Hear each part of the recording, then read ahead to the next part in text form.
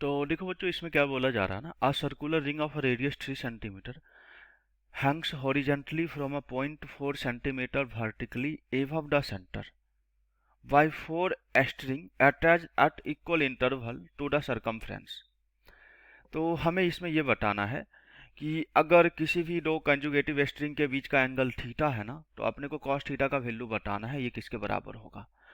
देखो ये जो स्टेटमेंट दिया हुआ है ना, इसका अगर आप प्रॉपर डायग्राम से मीनिंग समझोगे ना, तो ये कुछ ऐसा हो जाएगा। ये देखो, ये मान लो कि कोई एक पॉइंट है। देखो यहाँ पे 1 2 दिखाया गया है, तो इसको एक काम कर लो, ये हम मॉडिफाई कर लेते हैं 1 2 3 और इसको 4 समझ लो। यहाँ पे एक कोई पॉइंट है P, कुछ भी नाम ले लो, पॉइंट P नाम दे दो। यहाँ से 4 स्ट्रिंग इसमें कनेक्टेड किया गया है ये सर्कल में। बाकी इस सर्कल की बात करें ना, तो ये एक सर्कल है जिसकी रेडियस क्या है 3 सेंटीमीटर। तो यहाँ से ये भी 3 हो गए, ये भी 3 हो गए, ये सारे के सारे 3 हो गए।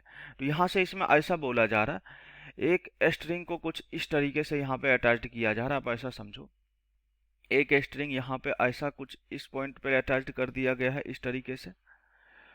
और दूसरा स्ट्रिंग की बात करोगे ना, तो दूसरा जो स्ट्रिंग है वो यहाँ पे कुछ ऐसा अटैच्ड है। देखो 3D शेप में आप इसको इमेजिन करने की कोशिश करो, तभी आप समझ पाओगे।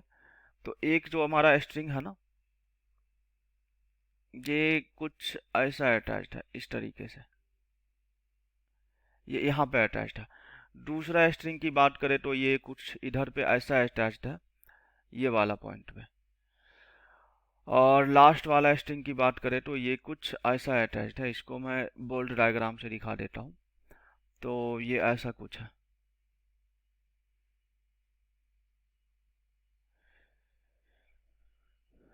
ये 4 स्ट्रिंग है।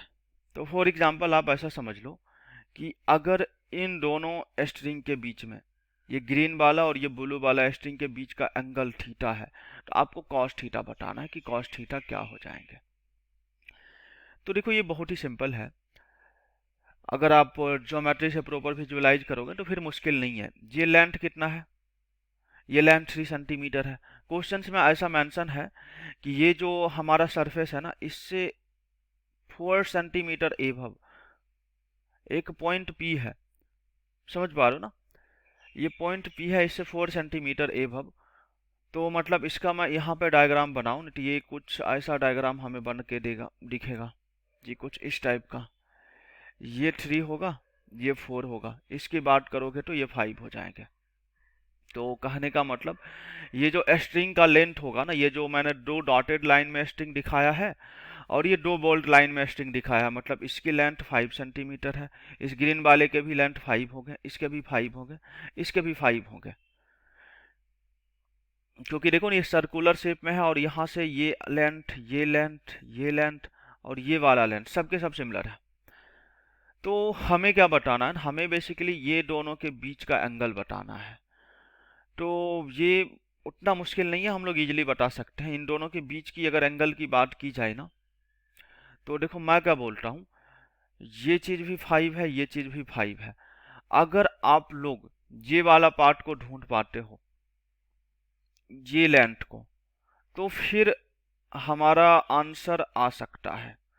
कैसे आएगा देखो मैं समझा देता हूँ। पहली चीज तो मैं आपको यहाँ पे ऐसा समझाता हूँ, यहाँ जो अभी हमारे पास डायग्राम है ना, ये कुछ इस शेप का डायग्राम बनते हुए दिख रहा होगा आपको। यहाँ से एक ऐसा ये 5 होगा, आपके 5 में ये वाला लाइन, और दूसरा जो आपका डायग्राम बन रहा होगा ये ऐसा बन रहा है, इसमें ये ब्लू वाली लाइन। तो हमें क्या पता है, ये भी 5 है, ये भी 5 है, ये एंगल अपना थीटा है। और हमको बताना है, पहली चीज तो सबसे पहले ये ढूंढना है कि ये लेंथ है कितना, ये कितना है। ये अगर मिल जाएगा ना, तो हम बता सकते हैं। कैसे बताएंगे, अब ध्यान से सुनना, मैं बता सकता हूँ इस चीज को। तो यहाँ पे आप ऐसा समझो कि ये तो सर्कल का रेडियस है, तो ये 3 होगा, तो ये भी आपका 3 होगा, समझ पा रहे हो ना।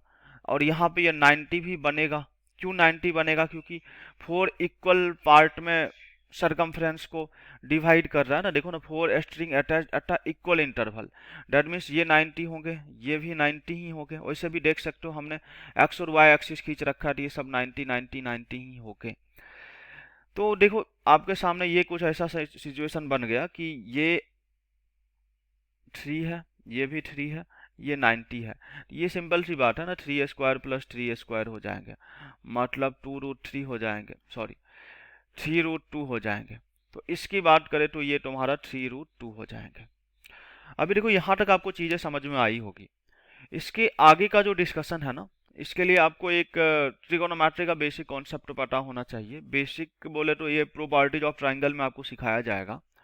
वो कॉन्सेप्ट क्या है ना, कि कैसा भी ट्राइंगल हो, राइट एंगल ना हो तब भी चलेगा, एक्यूट ऑब्ट्यूज कैसा भी ट्राइंगल हो, फॉर एग्जांपल समझने के लिए हमने ऐसा ट्राइंगल मान लिया, तो अगर ये लेंथ ए है, ये सॉरी ये ए है, ये बी है, ये सी है, इस सामने वाले एंगल को हम ए बोलते हैं, इसके बी के सामने वाले सॉरी एंगल ए के सामने वाले साइड को ए बोलते हैं, एंगल बी के सामने वाले साइड को बी बोलते हैं, एंगल सी के सामने वाले साइड को सी बोलते हैं।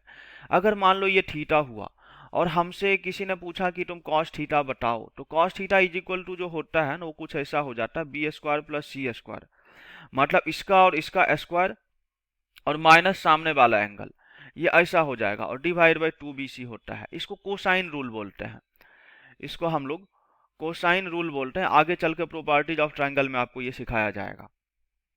तो जैसे सेम ही लॉजिक से यहाँ पे चीज़ों को सोचना स्टार्ट करें, इसको मैं बी बोलता हूँ, इसको ए बी सी ऐसा नंबरिंग करता हूँ, तो कॉस थीटा यहाँ से जो होगा ना, वो क्या हो जाएगा, 5 का स्क्वायर प्लस 5 का स्क्वायर और माइनस ऑफ 3√2 का स्क्वायर डिवाइड बाई जो हो जाएगा वो कितना आ जाएगा, ट्वाइस ऑफ 5 इंटू 5।